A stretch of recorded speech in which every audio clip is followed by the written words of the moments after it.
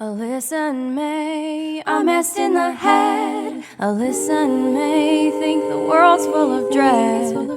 But Alyssa and May are still plugging away. They're plugging away. They're plugging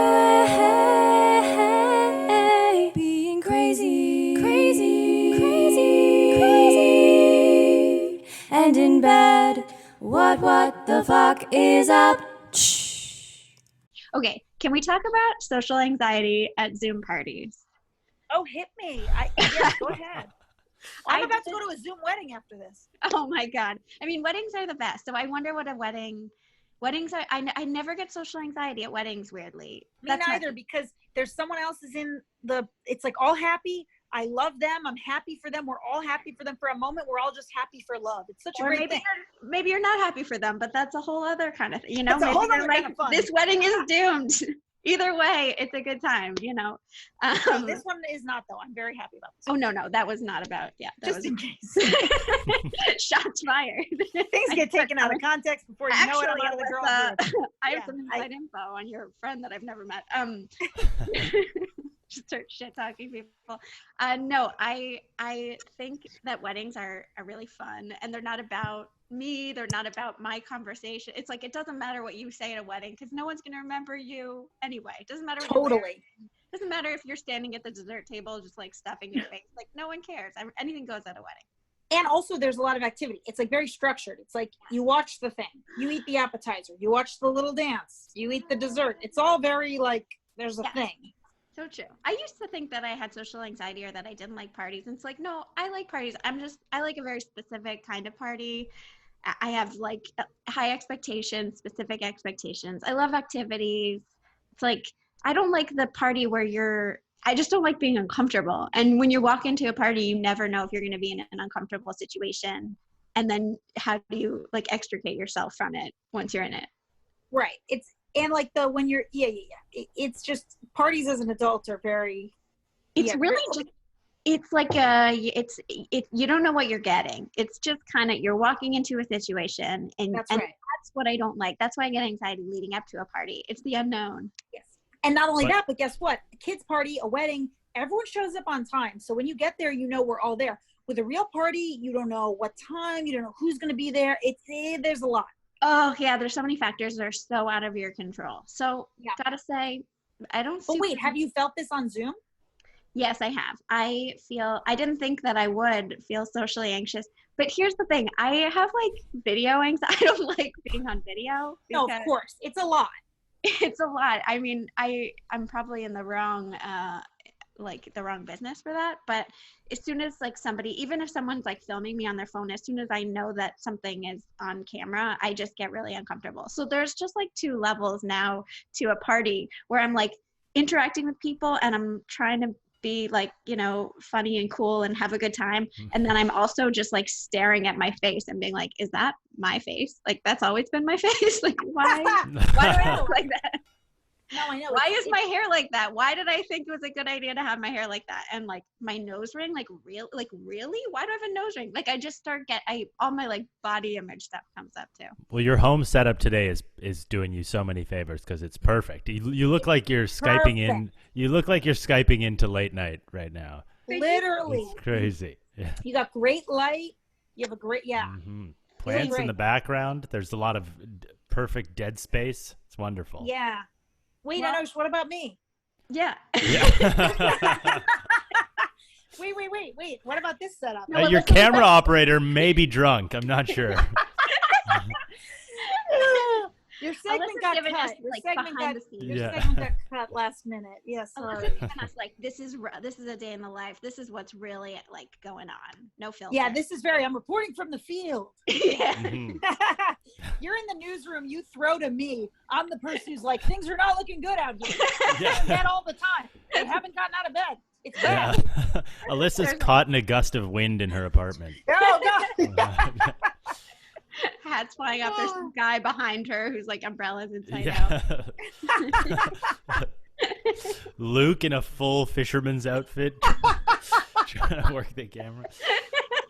You know what I was thinking about? You know why weddings are actually relaxing because no matter how low you feel your own self-perception is on the totem pole socially, at a wedding, you're amongst someone's family and you know that there's someone so fucking weird in the family. They can't be worse than you. Like, oh, fuck Uncle Glenn who collects birds. Like, you know, we hate him. Like, you can't be any worse than someone's uncle. So you're fine. That's why weddings are great, because you're amongst people's weird families. It is so true. That like is anything so I funny. anything I do or say inappropriate is just not going to be as inappropriate Yeah. as what someone's uncle did or said. Like Exactly. It's every great. party should have a weird Funny. uncle. You're so right. Whereas when it's like a hip cool party, you're like, I could very well be the loser. Yeah, oh, totally. Exactly. You There's don't know a who to big talk chance to. I'm where Yeah. you're the one who everyone's like, wait, who invited her? Do you guys know her? Right. Whereas at a wedding, no way. Oh, you Yeah. slide under the radar, baby. It's great. Wow. You're so right. Glenn, he collects Yeah. dead birds and stuff. Yeah. Fuck that guy.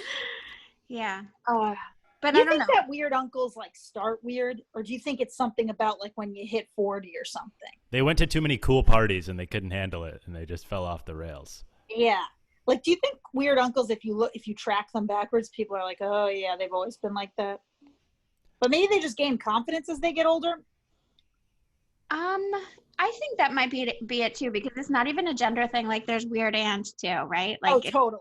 it's just, I think it's when your relationship to a situation is like you're like the aunt or the uncle, you're not really like you're not like directly involved. You're not a friend. You're sort of there because of family attachment, and therefore there's some sort of sense that like, I don't know, it's like required to invite you, I guess. Yeah. I don't know. But yeah, I do think Yeah. people, I mean, I definitely think like love it. the I closer I know. get to I 40, was supposed to go to so many. like as I get older, I feel like I approach like weird aunt. I just feel like I sometimes do something where I'm like, that was like a weird aunt. That was a weird aunt thing to do. And then I try to like reel it in. It froze a little bit, but I think what you were saying is like the older you get, the more it's like, yeah, I mean, I feel that way too. I'm like more, if that's a great part of getting older is I'm more okay with just doing or saying what I feel versus like my early 20s. I like cared so much that I, you know, yeah. I saw this picture. I Skyped with all my high school my high school best friends last night. Mm-hmm. It was so fun. I do think that's like one of the benefits of this is like, we would have never, ever, ever gotten on a Zoom ever. Like we just are all busy. A couple of my friends have little like babies and, you know, like we're all in different parts of the country. There's just no way it would have happened. And it's just like, that is a cool part of this is reconnecting with like all of us having this shared experience. So getting to reconnect with people is so nice. Totally agreed. I know. I've talked to people I haven't talked to in so long, and it's like, wow, it took an epidemic to get us together. It's wild. I know. Me too. I know. And there is less social anxiety in the sense of like people are less prone to one thing I hate about just like catching up with random people is that it just focuses on like you and what are you doing with your life and like what are your accomplishments, and I feel like going through the checklist is never like super comfortable for me or maybe for anyone, being like, so what's your career and like what's your what do you have, what do you do? And now everyone's just kind of in the same place. Alyssa, you had a great tweet about this that was like, we're all just depressed or something. It was something about like how like small talk's gone because we're all just like, wow, how depressed are we? how depressed are we? Yeah. Like, literally, it's so nice on like business calls. It cuts all the fat because you're just like, Mm. I really feel that way, especially on business calls. I'm like, it's so crazy how, it just puts us all on the same, like we're all Skyping from bed. It doesn't matter if you're like a, president or like one of us. It's like, we're all just stuck in not the president of the United States. I mean, a company. Yeah, we don't talk about that. That was a good example 4 years ago. Yeah, I know. Yeah. Oh, true. But yeah, it's so nice. Also, talking to high school friends really did make me think what you were just saying, May, about like comfort at parties. I was like, we're just all so comfortable with each other. It's like there's something hard about being an adult because you only know people for like a certain amount of time. Like high school friends, you know each other not only intimately for like 6 years, maybe more, but we ran track. We spent every waking up and down hour together. So it's like the anxiety goes away because it's like we know you. We all know each other. You can just be yourself. And I was like, it's so funny. Like I was so myself in high school. And then I feel like it took me 10 years to like get, like I feel myself now in comedy or in life, but I'm like, it really took like 10 years to get back to this place of like just being comfortable. God, that's so true. Yeah, that's how I felt with my high school friends too, because when you're a teenager, you're going through the most awkward, uncomfortable experiences of your life. Like you're a virgin. Literally. You're Yes. you're getting your period like in your khakis in math class. Cover your ears. You're wearing khakis. You're wearing khakis. No, I was wearing khakis too. I can remember. Thank God. Yeah, we were all wearing khakis in high school. What a dark time, fashion-wise. Yeah. But like, you're By the way, what 13-year-old is wearing khakis to school? We had to because I went to Catholic school. So Oh. it was. We were all talking last night about how like one of my friends, Jean, wore khakis with like mini Uggs, and Uggs were illegal, and we were all like, she was so badass. Yeah. Oh my God, that's insane. A group of crusty old men were like, and make sure they wear light-colored pants so we can see when it happens. That's fucking insane. It really is a special kind of hell. I mean, I didn't go to a Catholic school. I just had really bad fashion taste and just. Khakis were definitely in, like low-rise khakis from like Hollister were definitely a thing. Yeah. I just remember when I got my first job in, I think it was like freshman year of high school, I worked at a toy store, and I just remember saving up my money and going to the Gap and just being like, yes, I can have all the khakis and collared shirts that I want. Totally. Every like little buying, girl's like, dream. I know, buying just these like hideous clothes. Like you're ready for golf. You're like, yeah. your wardrobe looks like you golf, you hit the links. Which was not, it could not have been less my style, but it was all about, because I like didn't know who I was. Like I was like, I was in drama and I was weird and I liked Ani DeFranco and but I also wore khakis and collared shirts every day because I lived in a suburban town and that's what was like in style. And so I was just trying to fit in with everybody, but it was like, it's just such an uncomfortable time. And when you go through that with friends, and I had a really like close knit group of friends in high school too. And I just felt like, we were so silly and weird and didn't care what anybody thought. And we like grew up together. And then you go to college, and I remember going to college and just being like so uncomfortable around everyone, like trying to like, oh, we don't speak the same language and I don't understand. I don't know how to be myself around you. And I'm afraid you're going to think I'm weird. You're also trying to like show people your adult license. You know what I mean? You're supposed to, here's my ID card. I'm an adult. Like, put up this veil in front of you. Yeah. And like, and you have to start all over when you're like, you care. Like I was even looking at my fashion. I was like, none of us had fashion. We all just like were matching. Like we all just tried to wear this, like didn't look good on my body, but it was just like, oh, everyone wears these weird white linen skirts. So I guess I'll wear this too. Yeah. Oh my God. I went in the opposite direction in college, and I don't know how this happened, but I just went off the rails fashion wise, and I started dressing I went completely off the rails, and it was like I went in the opposite direction, I think because I grew up in a town where everybody was kind of the same and I felt so much pressure to fit in. So I rebelled against it as soon as I got to like a big school in a big city. And I remember I used to wear I would cut the arms off long sleeve shirts, and then I would cut a hole in them, and then I would wear them over my arms like a bag lady. May, like that's the craziest thing. Every picture I've seen of you in college, you're wearing a tie and like a bright colored shirt. And pants that are so big, your pants are like I could fit in the leg of your pants. No, I remember traveling with my pants, and they took up like one pair of pants took up like. Oh my God. And I had these like huge UFO pants that swished when I walked, and they were full of pockets, and I was just like, fuck the world, but I was also still me, and I just. I don't know. Clothing is so hard. I've always struggled with it. It's not until like 2 years ago that I started being like, okay, I know how to dress for my body type. It's like you found your uniform now. Yeah. Totally. And I was just like, I don't need to do too much. I'm like, this shirt and like these shorts and like a head, like I don't need to go crazy. This is fine. I know. I don't go for big swings fashion wise anymore. I'm like, I'm not doing the whatever, is. Yeah. Like once you stop shopping at like H&M, or I kind of do, I guess, but yeah, Alyssa, the number of times you and I have gone to H&M together. No, I know we do, but like I guess I just used to like I have staples now, I feel, and then I'll go to H&M to like get something fun. Whereas I just remember being in high school and being like, well, I can't wear this is out. It's done. Now I got to get a new wardrobe. Yes. Just being like at the mercy of trends. Totally. It's Oh my God. I have an H&M story. I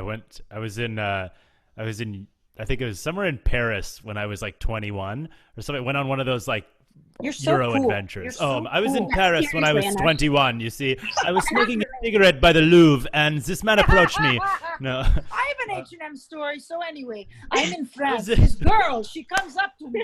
I hit beg it. She said, how about we make love? Wait, Anosh, what about H&M? Oh yeah, we walked by an H&M while we were passing.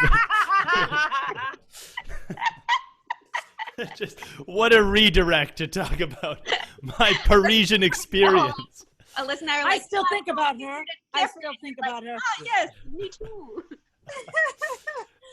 We're like, My yeah, friend- we wore. May's like, I wore bleeding parachute pants. I can relate. I had my period during a presentation in school, while you were in the Louvre smoking cigarettes with a 10. Making love. All right. Anyway, go ahead. I was. You were saying? No, it's not even worth it. No, I was in Paris, like a little 21-year-old running around with a buddy of mine, and we were looking for H&M because H&M had just opened, and is the only thing in Paris we could afford to buy clothes-wise. And it was really European then, wasn't it? Didn't it? It was. start- I think it sort of started geared towards European people. Me too. And we were in like the high fashion district, like Louis Vuitton, like Yves Saint Laurent, Hugo Boss, and we were like looking for H&M, and we were like, let's just pop in somewhere and ask for directions. And so we walk into like Hugo Boss or like Salvatore Figaroni or whatever, like the fanciest store you could ever. Like we were pretty womaning ourselves basically. Yes. And we walked in and we were like, excuse me, do you know where H&M is? And this guy, the sweetest guy in the world, he turns to us and he goes, Monsieur. And we started laughing. We had done something bad by asking an employee of a high-end fashion store where H&M was. And he was he went like this. He was like, and we were like, oh, come on. Like we pleaded with him and he's like, that way. And he like kind of cheekily smiled. God. Cheekily smiled. It was so funny. Like you asked for drugs or something. Yeah. So every time I see my friend now, I go, Monsieur. Monsieur.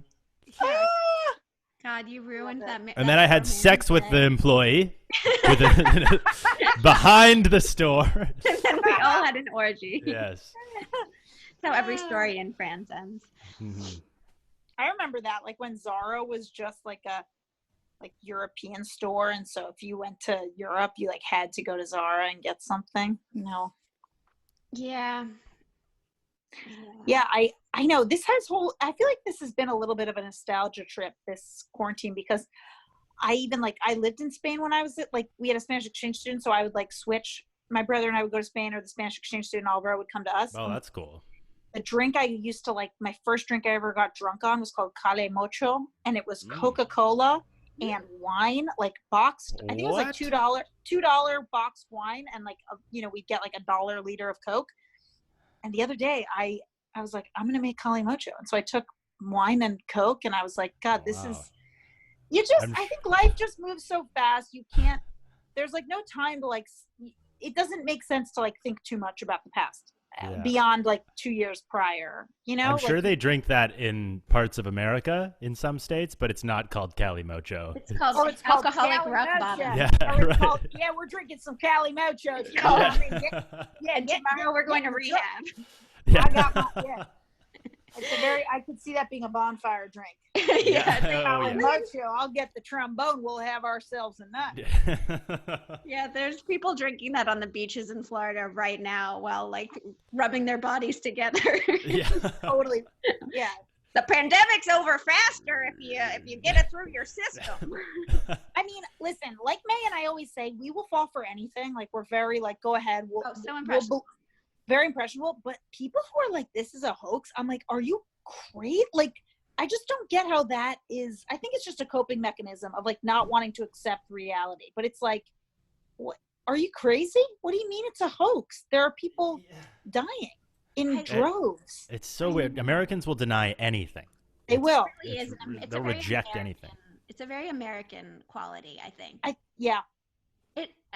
think people are like, we do have a little bit of like a media problem in our country where like we're all kind of very susceptible to these like different strains of media. And sure, like our media is right, their media is wrong, but at the same time, like it shouldn't be like that. Like even the left-wing media is also I mean, I can barely read the news. Like I can't even read CNN now because the headlines on CNN are like 18-year-old dies of COVID, and you're like, oh my God, like we're all gonna die. And then you read the article, and at the very bottom of the article, you find out that he had like all of these pre-existing conditions, and you're just like, fuck, you just wanted me to click, and you're just preying on fear. And like, I don't know about you guys, but I get all of these, not anymore so much, but I used to get all of these headlines in my like Google News about asteroids hitting like every single day. The algorithm is so the algorithm preys on me as like a panicky individual, and I click on every single one because they're always like, asteroid narrowly misses Earth, and then you read it and it's like, it was only 1 billion light years away. And I feel like that is what the media does, is that it feeds on, it like knows how to get us to click. It knows how to like prey on us. And so a lot of people are reading like Fox News, and they're just getting fed complete misinformation. And it's not that it's entirely not their fault. Like we are complicit, and we need to think about like what we read and see, but we don't. Like we're sheep. And, you know, it is a weird time where it's like, if a pandemic happened 20 years ago, you would just turn on the news at 7, you'd go to either Fox or CNN, you'd watch for an hour, they'd give you all the real highlights. But now, because there is this need for people to be clicking 24/7, they do have to stretch. So it's like, some are real and then some are real, but it is right. Like to your point, a little bit of a fluff piece in a way. Yeah, it's just like so hard to know. And I don't know, like I would love, I hope the media is doing a good job. I don't know. I've honestly I stepped back from the news. I had kind of like a melt. I feel like this was the week that it got like too real for me, where I started to like kind of freak out. Did you guys freak out this week? Yeah, this week it felt very like, this is going to be like this for a while, and like there's no clean way out of it. And that's a dark reality of just thinking of like, how long are we going to, like every wedding I was supposed to go to got canceled this week. I just think this is the week that people are like, we're going to be like this for a while, which is a dark reality. Yeah, a bunch of summer weddings got canceled for me too, and that also is kind of a lot of what set it in. You know, I was like, like once the you, summers. Once you start seeing August and September being canceled, you're like, oh, fuck, this is like, which makes sense, but it's just like, oh, this is going to be. Yeah, the summer, they can't take away our summer. And I know. I'm like, you can have spring. We don't deserve we don't spring. need it. Yeah, it's too much. It's too good. Like, take spring. But yeah, summer's a lot. And I don't know. Like my friend's bachelor party was supposed to happen in July, and he sent out all these, I guess it's like a gentlemanly thing to do, to send out socks or like a tie to your best men, right? So he sent it to our house, and I opened it, and this was like 2 weeks after we all got quarantined, and he was like, hey guys, just letting you know, he sent this last week. He was like, guys, I sent you a bunch of stuff to your house, but obviously the bachelor party's over. It's not happening. He was like, so just like wear the socks and think of me. I was like, oh, that's so sad. Oh God. And it's like, oh yeah, buddy, I'm burning these socks. They hit USP, they hit the mail. Yeah, no, right. I was like, I'm not opening these. Yeah, no chance, buddy. Yeah, they're just like return to sender. Yeah, no thank you. Lovely. Yeah. Do you guys have like detritus like outside your front door of just like all the different packages, and like there's like there's like boxes and like various degrees of like open and like see the box right there? Yes. Those are all my That's boxes. smart, Anosh. Yeah, if you keep stuff there for a little, that's the setup. Yeah, that's the incubation room. That's smart. How long do you incubate? Yeah. 24? I go 24, and then I come out with a full hazmat and spray, and I spray everything down, and then I open the package. Wash? Then I open the package. Okay. Then I light myself on fire briefly, very briefly. Briefly. You don't, not to burn the skin. No, burn the just virus. binge it. Yeah. Just a very brief body engulf. No, yeah. I know we have a lot of our setup is we have a lot of like bags. Hey, what's up? Hold on, we have a falafel question. Go ahead, say it loud and clear. Let the people hear. How long? For each falafel, Well, they've been in the oven for a while. So I just do it I would say 20. Usually, I would say like 15 to 20 on each side. Oh, sides. Wait, Luke, come back. We're making falafels. That's been a big thing because you can buy it dry. It's just water and the mix, and it feeds you for a while. Ooh. I like Luke. Howdy ho, everybody. Hey, Hello, Luke. Luke. Our What's going special on? guest pop in. Yes. So talk to them. How do you feel being the chef with me in here? Well, I just kind of you had to pass the baton with the, so I had to, make the little falafel balls and put them in the oven. And we're going to do we're going to do a vibe check for the falafels. Oh, that could A be fun. vibe Maybe on the pod, we can have a vibe check. You can show us them. The fans can rate. The vibe is, there's a little smells bit of good. fire. Wait, Luke, you have to press them down like a peanut butter cookie and then flip them. So they're like patties. Thank you. And do I take the tray out to do that? Yeah, I would. Or you can just pat it while they're in. I would take it out. You know what? I really feel like I've been in here for a month and you can see how, like, why don't you try it? Why don't you try cooking? You just become domesticated very quickly. Well, I think it was very obvious it was Luke's first time cooking because he's using words like vibe check and, sides. That's right. There's sides that can be. Also, your He's house is using on fire. vibe check. Vibe check. I'm just going to go vibe check the muffins, honey. And it goes, I really smell smoke. It's like, yeah, vibe check. Oh, that's cook fine. at 345 until they're golden vibey and you're ready to go. Do you guys have like one of you? Is it usually you that cooks and now Luke's? Well, honestly, usually we don't cook. Like before all this happened, I feel like because Luke was he would do comedy every night. Like we never were really in the habit of eating together. Like we would each just kind of eat our own separate things and like we'd order takeout or whatever. You and I had a convo like a few weeks ago that was like, so dinner's a weird new thing. Like, yeah, because May and I would say our dinner usually was like you would come to Trader Joe's, we'd come over here, we'd get like carrots, hummus, chips, seaweed snacks, and maybe like one other thing, and we'd just have a little kind of a mezze. big snack buffet. Yes. Yeah. And then Luke at like 11 would be home from his thing, and then he'd eat whatever he wants to eat. But now we're both new to cooking, kind of. But I guess maybe I do it a little more. He cooks like his meat, but if there's anything that's like veggie or like pasta, I usually There's something about like a 7:00 meal, just like put with different food groups on a plate. It's really nice. I know we're late to the party on this, but like dinner is a cool thing. I like not it. to go back to the high school thing, but it is the same thing where it's like I ate normally in high school. Yeah. And then now it feels like, okay, it's taking me 10 years to get back to a place where I wake up and I'm hungry for breakfast. And then midday we eat a little something and then we sit down at a certain point to eat dinner. And that's, yeah. So you and your friends were like, you guys didn't have the eating disorder, like the group eating disorder in high school. That's nice. No way. We had like, because we were extreme athletes, like we were all American, bitch. We were like, we ate Massachusetts. Like we ate like Cliff Bars and like we had pasta all the time. Me and Allie, my friend, were talking about how we remember having a competition where we each ate a whole cheese pizza. Like we were just very, because we just ran and lifted so much that we were withering away. Whereas college, oh yeah, I think everyone on my campus had an eating disorder. Full stop. Yeah. Yeah. Mine started in high school, but it What wasn't. about your friends?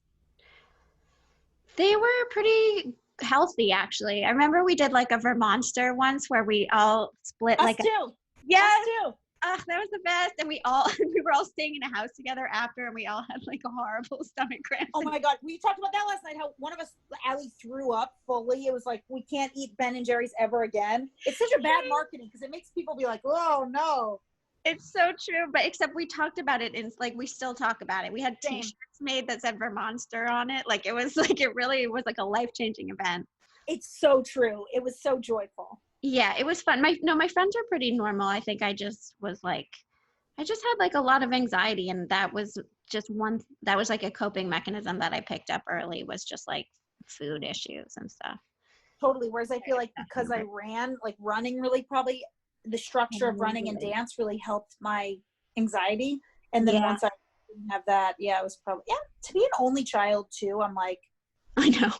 that's It's gotta cruel. Don't do this to your children. Have to or there's no like sibling to balance you out. Yeah, I can really you see busy. not having an escape, like a window, like feeling trapped for that reason, and then turning to food. That was definitely how I felt. But my friends were like healthy and fun and normal and like supportive, and yeah, it was such a good high school was a good time. And I've been like back in touch with some of my high school friends too, and it really does feel like that feeling of, oh, these are people I can be like fully myself around. Totally. And you like think obviously I you feel that with changed you since high too. school, but you really don't. Like that's exactly what you said before is like you don't really change. You sort of like you change in college and after college, and then you become more and more yourself again as you get older. I really think so. And like, sure, I'm like we're better versions of ourselves than in high school because like we're doing what we want with our lives, and like I've been through more emotionally. Like there's a lot of like growth you do, but I do think, there's the journey. It's a cool journey to like come back to yourself as I don't know, as an adult, which I'm sure maybe happens to like people. Like I wonder if comedy's weird because you're figuring out how to present yourself. It's just comedy is weird. It's weird because you have to like figure out how to be funny, and so you watch other people be funny, and then for a while you're just kind of doing other people, and then eventually comedians are so judgmental of each other. Totally. Like we're always policing each other's. I've been thinking about this a lot now that social media has become like for a while in comedy, social media, it's not just like a fun thing. It's like your resume. It's you proving yourself to the world. Which is why it's great. Like because you can, but it's also why it's like hell. It becomes really stressful, and comedians are always policing each other. And oh, did you see what so and so posted on Instagram and and like their tweet and blah blah blah. I will say this: when I see people saying shady shit, where they go, "Oh God, someone posted a bad video," or like these, or someone posts, I'm like, you know what? That is so like we are all trying our best. And when you go to high school friends, you're like, yeah, that didn't exist because like no one's gonna blame you for. It's just so it is a weird thing with comedy where it's like, why are you? I think the reason people do that is because I think it just comes from it has to come from a place of bitterness or jealousy or fear or like fear or something. People making fun of like front facing videos. It's like clearly you just like wish you had the guts to make one or like it's just a weird And so you're right, like that ends up filtering what you do because you're like, well, I want people inherently, especially early on, you're like, I want people to like me. Yeah. Then you get to a point where you're like, oh, all right, if I'm being nice and you don't like me, like there's nothing I can do to stop that. And that's okay. Totally. That's the beauty of getting older. You're like, oh, I don't actually need everyone to like me. I got my good friends. As long as I'm being like a good person, who cares? That's it. And we're all getting older at breakneck speed, I feel. We've never been getting older faster. We've never been getting older faster. We're all, this is like, have you guys seen, this is a crazy reference for me because I usually don't see these, but Luke, what's the movie you showed me in space? Astra? Luke is on fire in the kitchen right now. He's engulfed in flames. Either that or I picture him tenderly flipping each falafel. Like, yes, little one. Yes, just like that. Yes, Luke, what was the space movie we watched? With the one that I cried in. It was Interstellar. Thank you. Oh, love Interstellar. We're all aging like Matthew McConaughey in Interstellar. Yeah. Murph. With Matthew McConaughey, I feel like he's like 80 years old. I mean, Luke, how much did I weep? Weeped a lot. That looks, I mean, you could pull off a chain for sure. Look at that, guys. That's a look. Oh, yeah. DMX. Talk about vibe check. That's a vibe. That's a vibe check. Yeah, pull Luke out of the oven. He's ready to go. Yeah, I'm fully cooked. Luke has changed so much in the past 12 minutes. He's gone through. He's completely evolved. Yeah. Oh, God. Luke. He's a chef now. He wears a chain. Anosh was like, it's clearly his first time cooking because he just used the word vibe check to talk about falafel. Yeah, we're doing a little side shit. Oh my I gotta go God. back to my falafel. Oh yes, this is a cooking show I could watch. Like Thug Kitchen, but It is. It's like a It is cooking funny show how my mixed with clothes on Luke look very queer-eyed. thug, but on me they look very. It's like quarantine eye. I feel like we're all getting like queer-eyed right now. Like we're all Totally. going through. Have you guys gone through any kind of like self-realization or like like realized you needed to like change something about your life? I did today, this morning. Ooh, try Big me. news, big news. Hit us. Changed my hair part from left to right. And we didn't even notice. You didn't, but subliminally. There's actually Jimmy Carter famously changed his hair part when his polling numbers were low. Thing he did, yeah. Yes, the most famous thing. What he's known for. In the 70s, someone wrote to him an anonymous letter. This was how the story goes. Like, you should try changing your part. And then he did, and all of a sudden his poll numbers went up. And apparently the theory is that if your part is on your left side, it subliminally makes people think that you're more of a logical reason, because the left hemisphere is about logic and reason. And then if you have it on the right side, it makes you more of a creative and someone who flies by the seat of his pants, that type of thing. No Switched it. way. I do it for volume because every 6 months it brings you a Gets little a little boost of flat. volume. Yeah. Your hair's I was looking very voluminous, I must Great. say. Very Oh, voluminous. wow, thanks. There's Wow. there's a Takes big up the story whole here. There's thing. news vans outside. They've been here The covering. polls are up. The polls are up, baby. Yeah, they're looking good. Yeah. What are you doing about your hair? Because guys have to cut their hair like more often than women. Well, if Yeah, you're like mine's me great. and you went One into of the the many quarantine, reasons men have it harder than women, actually. that's yes, one of the many. Many. If you're like me and you went into the quarantine needing a haircut, it's been pretty rough, and it's not getting any better. I'll tell you that much. And it's going to get worse before it gets better. It's definitely you- going to get worse. Are you gonna cut? Are you gonna go in with scissors? Are you gonna? I have this little. You're getting Don't a do that. real inside now. Yeah, I have this little. We're asking personal question. I have this little feather razor thing that my Okay. barber was using. It's like a straight blade, but it can't cut you. It's got these little protective things, and it kind of just like feathers little chunks out of your hair, but like in a nice way, so it looks natural. I saw my barber using it a few months ago, and I was like, "What's that?" And then they told me, and then I use it. It's really it's kind of the best way to cut your own hair. Interesting. Yeah. Well, I think that Luke, like, his was really bad for a moment, and then it passed the point. So I think maybe once yours like passes a point, I'm getting there now. the weight of it brings it back down again. There's like a Mhm. tough in between period where it's just up, and then once for it's sure. Ponytails, male ponytails are gonna make a big comeback. Oh, They really very are. true. And yep, They got a bad rap for no people love to hate on the male ponytail. It's they like do. just a couple serial killers give them all a bad rap, and Right. Now it's going to be a Couple sign of fuckboys. survival, also Doc Right. Antle famously has a ponytail. Not that we hate him. I hate Doc He's Ansel. bad. He's bad He's news. the worst, I think. Well, I they're all think, kind of- yeah, I think secretly he was the worst. If they did a documentary on him, I think you'd find out that he was the worst. They were all pretty bad. They were all pretty bad, but his with the ladies and the way he talked to people, I was like, oh God, I don't. This man is a scary man. Yeah. Ugh. Peak sleaze. But I'm just saying, ethics aside, he could rock a ponytail. It The man wasn't. could rock a pizza. The man could rock And a there's no denying that. There's no There's denying that. Well, you could deny that, but I would. That's my unpopular opinion of the week. I think Doc Antle really rocks. Can the get body. it. Thank you. What about you, Alyssa? Any like major life realizations of things that you want to change about your life during or after quarantine?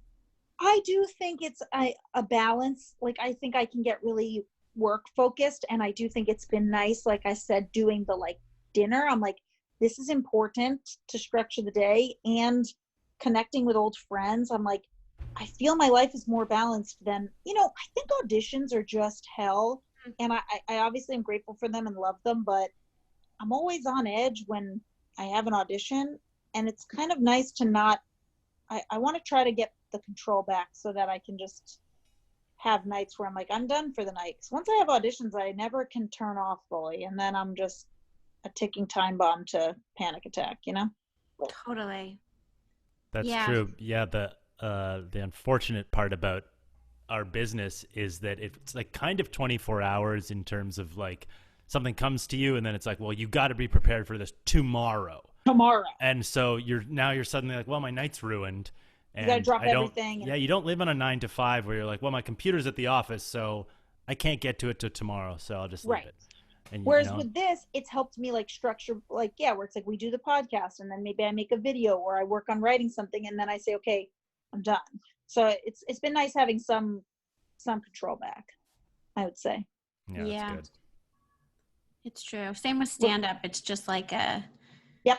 never ending. Like you never, I just feel like years of my life when I was doing stand up, I never paused to Nope. even think about myself or anything. It was just like, I was thinking about myself constantly because that's the nature of Right. stand up. It's very like introspective, but you never get to like think outside of like my next show, my next set. How am I going to hone this punchline? And you never get to like relax. Totally. So yeah, wait, like if you have what a do show think, the Mike? next day, that's all you're thinking about. Or next week, yeah. Yeah, next week, yeah. I think I need to change my entire life. Everything. No, I've definitely been thinking a lot about like my life and just my choices and like the fact that I'm not really happy with my job. I think there was like a sense of, I talked about this last week, like obviously the quarantine hits differently for everybody and there's like good and bad things about it. And one thing that was kind of good is like, as somebody who's kind of stuck in my life, it's like forced me to, well, first of all, it puts everybody, now we're all stuck. So it's like, I no longer feel like I'm more stuck than anyone else. It's just like, oh yeah, we're all stuck. We're all kind of on the same plane, on the same level now.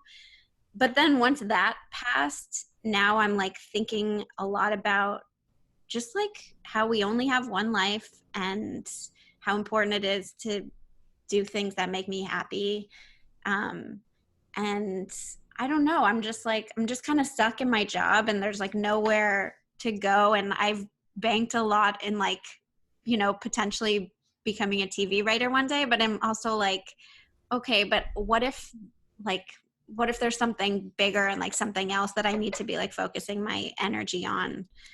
I don't know. Yeah, or even like just, yeah, like it's just the reminder of like, what if TV doesn't exist? It's this scary thing of like all these things we've been working towards, and then all of a sudden it's like, oh, those don't even, like, it just, the whole world becomes, it reminds you of, yeah, like even May, doesn't it remind you a little bit of when we moved to LA? Yeah. Like, a little different, but where it's just like a reset. We're like, okay, there's a pause long enough to be like, okay, let's reassess what things matter. Like, yeah.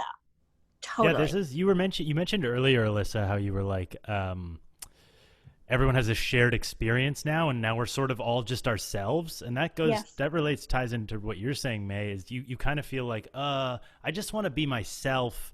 You're in this moment where you're in your house all day and you're becoming self-reflective and you're changing your priorities of what's important. And so you're kind of like, well, all that stuff and that noise that I was focusing on before doesn't really matter. Myself is what matters. I've never felt more like myself than now because I don't care what anyone else thinks because no one sees me all day. And so and I'm kind of like that too now. I'm thinking like, I almost don't care about the things I cared about 2 months ago. Some of the things, because they don't exist. And I'm like, well, it's fine that they're not in my life right now. I'm not stressing out the same way I was before. Totally. I don't really need those things to exist or be happy. Yeah, Totally. that's very much kind of how I feel too. And now that I've had those epiphanies, I guess I'm just thinking like, well, how am I going to, I don't know, like how am I going to, after the quarantine, like keep up just like figure out how to make myself happy and like not fall back into the trap of like obsessing over the wrong things and like worrying about the wrong things and stuff like that. Mm-hmm. I don't know. I really think these things have profound impacts, and I think like it's a balance. Like I think we're reevaluating everything, which will put everything back into perspective, but then I think we'll find some happy medium where we'll be like, oh yeah, we do love these aspects of it, but we won't let it get like the best of us as much or something like that, maybe. Yeah, maybe. Who knows? That's how I feel with my dad. I'm like, I feel like for a while after my dad died, everything, I was never nervous for auditions. I was like very just like none of this And then 4 years pass and it's sort of like you fall back into but I do think in the beginning you get a real, like, it really changes your perspective. And then, life just happens. Yeah, once life is hanging in the balance, we are Everything kind of in changes. that situation. Everything changes, you kind of find out what's important. So hopefully you can hold on to as much of this quarantine feeling as possible. Yeah, or maybe this is all a moot point because this could be going on for Forever. It's so true. a long time. The world could be completely different by the time we come back to it, and we may not even have the options that we did before. Totally. Which is also kinda overwhelming, for sure. Mm-hmm. Yeah. That's kind of how I feel too, is I've been thinking a lot about like, okay, because my whole life I've always thought like one day I'll write something great, or I'll work on something, I'll create something great. And that's always been in my head, the idea of like, and then I'll be happy, and then I'll be a valid person. Like, because I put this thing out into the world that other people love. And it's like, no, maybe that won't maybe that won't happen. It's already happened though. You make funny, amazing stuff all the time. I did have a tweet go viral, so in a way, Hello. I can just retire. I mean, thank you. It was a perfect joke. What I really meant was I just want to be a meme one day. No, I don't think it has. Like, I don't feel super proud of like anything that I've created. That's not true. But it's just like, I don't know if I can like expect that that's going to make me happy, and I have to figure out a way to like find happiness elsewhere, because I can't expect that even like the creative, like the entertainment industry might not even exist in the same way like after this is over. And even if it did, like people have said time and again that that's not the key to happiness, is like making something or being successful. I will say this. I really think that like being in pursuit, being at a place where you know exactly what you want and working like towards it, I do think is like the biggest shift in happiness. I think the biggest shift in happiness probably goes from like not doing what you want at all to like at least being in pursuit of it. And then getting it seems like celebrities always say getting it, that doesn't change your happiness level. It seems. As they're on a yacht. Yeah.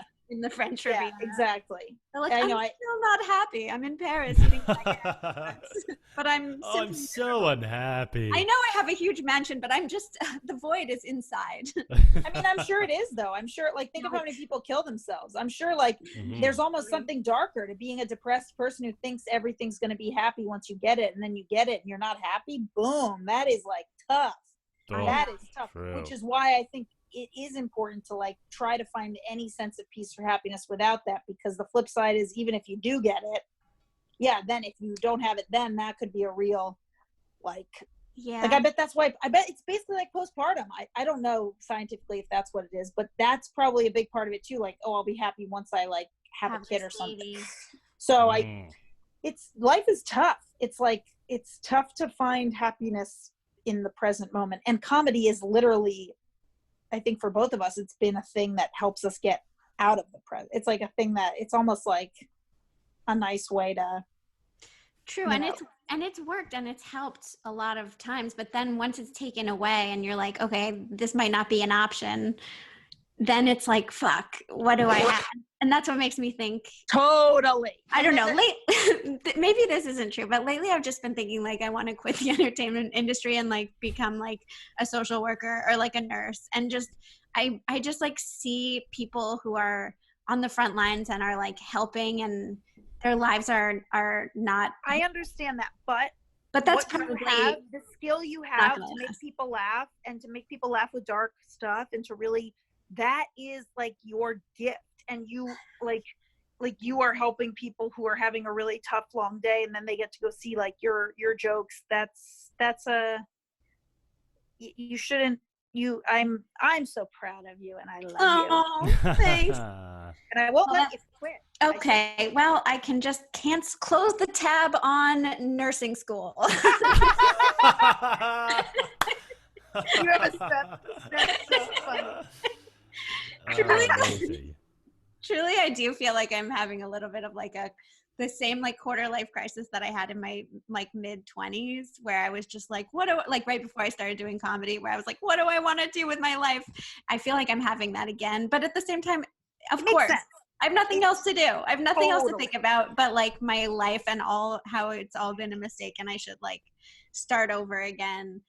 But it's like, no, I don't know. I think the biggest fallacy is people thinking like, what am I doing with my life? And they focus in on one thing, like nursing school or comedy. It can be both. It doesn't have to be one thing. Like I'm not Nurses saying have I'm the tons perfect of free time to do stand-up. Yeah, exactly. They make TikToks that are enjoyable, you know?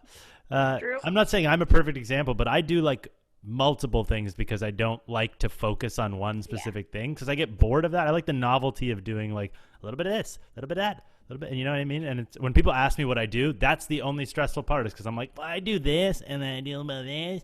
And then it's they're like, okay, well, you're a struggling artist. I'm like, no. You're like, Yes, struggling but artist, please. When I was 21, I went to the Limperis. And I made love. Yeah. Have you made love under the Arc de Triomphe? Because I have. No, I know. And I mean, look, I think it's a dark time because it's hard. Yeah. Generally, if this weren't part of the thing, we would at least still have the hope of like writing something or doing so. Like, it's hard when the future is so unknown that you're like, I can't even really work towards something in the future. That's definitely a tough feeling to deal with because it's like, we need the motivation of, even when I audition for stuff, it's harder now to be like, is this even going to be made? It's like, it was already hard. This career is already hard. So then when there's the added element of like, Truly. is this going to exist? You're like, oh God. No, we've all created like somewhat unstable like life paths for ourselves. Totally. Because They were already unstable. Exactly, because it makes us all happy to, and I feel the same way as you, Anosh. Like, I feel like my life consists of like various different parts of things that I am working on and I'm excited about. But then in a time where the world feels so unstable and unknown, then even more so than ever, I'm like holding on. I'm kind of grasping to this idea that like, oh, maybe if I had like a normal, stable life, then everything would be okay. But it's like, it's not. That's the same thing as, we were just talking about celebrities being super rich and then being like, well, the void is still there. Yeah. Don't go and buy a yacht, May. It's not going to save you. All right. Fine. Close the tab. Close the tab on. Yeah. But I mean, I do agree. Like, talking to my friends from high school last night, it was like a real feeling of like, oh God, the only thing that matters in this life is community and like being around people. It is tough. Like, this is such an isolated career in life that we've chosen, and it's usually isolating, but at least we can see each other. And then when a moment like this hits, it's like, oh God, like it's tough. Yeah. Yeah, it definitely makes me think about family too. Like, me too. I've always been like, my friends are my family. And like, I feel like I have this amazing supportive community of people. And then it's like, well, now I cannot see them except in like a Zoom meeting format. And then it's like, oh, fuck, Again, Alyssa, your tweets you're tweeting up a storm lately, but you had a tweet, I think, about like wanting to live in a farm and have 7 kids. Totally. And it's like, that has never seemed better. I agree. I mean, I really feel very strongly about like, I don't need to live in a city. I really don't feel. Yeah. Yeah. Well, because the best thing about the city is like it creates a feeling of community and you're a part of something, and you don't need to have this like, small nuclear family because you have family around you. Totally. But then when that's taken away from you, and it's like, I mean, I'm glad to be, LA is a great place, I think, to be right now because it doesn't feel too crowded as a city, but I'm still in contact with my neighbors and that's it. But, it's nice to have like and seeing people like walk on the street and stuff outside my window. It's nice to feel like there's people around. But yeah, it's definitely tough because like the benefit of a city is being close to restaurants and food and friends and people. And then it's like, now all those things are dangerous. And you're like, oh geez. Yeah. So why am I in a small room when I could be on a farmhouse? Yeah. In a farmhouse. Yeah. But But again, like my mom always says, you make the best information you can with you make the best decision you can with the information you have. And like, we made decisions to live this life because it was so honest and true to who we were and what we wanted. And Yeah. the information we had, that was the right decision for us. And now we're getting more information. And so it makes sense that you're like, oh, now with this new information, I don't know if I would have made the same decision as I made with the other information. Truly. And also, like, I have to just be like, I have to remind myself that I was pretty happy before this happened Exactly. too. And now all I have is this, like, 9 to 5 job that I like wake up, Monday through Friday and do. And so I'm obviously thinking like, oh God, this is not what I wanted from my life. It's like, well, yeah, nobody wanted to be like stuck in their apartments Totally. for their lives. It's not my job's fault that it's the only thing that I have. Right. Yeah, no. And it's not the only thing that I have. And I think that's why this week was hard, because we got more information about it being longer. And then the longer it goes, the more it's like, oh shit, I can't keep doing this. I need to change whatever. If it's, yeah. Yeah, I definitely learned a lot about like what it means, what the length of a month, like you can really tolerate anything for a month. It's like, it's 1 month, we've all had a bad month. In New York, every winter, I felt like I lost the entire month of January and like half of February because I was so depressed. So I'm used to that. I'm like, oh, a month? Yeah, like I've been too depressed to do anything for a month before. Like that's totally. Yeah. Like You're in a way, like the world's depressed now. Whatever, it's fine. Yeah, exactly. Like, oh, we're all me in like January of 2017. Like, great. Yeah. You know where I find solace is that everyone is going through this. So I'm like, if Bruce Springsteen's going through this, I'm fine, dude. Totally. You're not so hot, Bruce. Yeah, Right? it's true. Whatever. The boss. You look like so bossy in your sweatpants. Who's the boss now, bitch? Yeah, who's the boss now? That's why I feel calm too. It's very like, yeah, it's just like we're all on pause. We're all like, It's not true. We're all like eating things that we don't want to be eating. Like totally. Mhm. Wait, guys. So I just heard Luke say fuck, and then I heard the fan go on, and I Oh, said, Oh, here we go. Shall we go There are check in? flames Yes, behind let's you. wrap up this episode with a live vibe check. Let's on do the it. floor. Let's check the vibe on Alyssa's apartment. Oh, Does no. it still exist? They asked for. He's going. No. Don't come in here. I think we got the vibe check that we needed. Yeah. Can we have a look? Luke, do you have a statement? They're asking. They're pretty good, he said, but he's a good actor. He's a good actor. That's true. I turned them on the wrong side. I'll let you know how they go, but I think we might be looking at falafel chips. Oh, I see. Oh, well, that's not You love a bad. chip. Falafel crisps, perhaps. We love a chip. Should we before we wrap up, should we do like each plug something good something that's bringing us joy? Sure, Yes. absolutely. I would like to plug joy. What is that? So I got one. Yeah. We've been playing we've been trying to play music almost nonstop, and that's been helpful. Just to kind of have some noise, some forward momentum happening in the background. It reminds me of being in a car, which is my favorite thing. So if I'm like listening to country music and singing along, I do find that it's lifting my mood. Ooh, I love that. That's That nice. Because you know me, May, I'm usually playing like sad music. We are not doing that. It's like upbeat, like good music. Yeah. That's great. I would Yeah. like to plug depressing and in the other vein, just in Yes. devil's advocate here. Yes. For kind of dwelling in misery. No, I've been reading a lot of like mystery novels.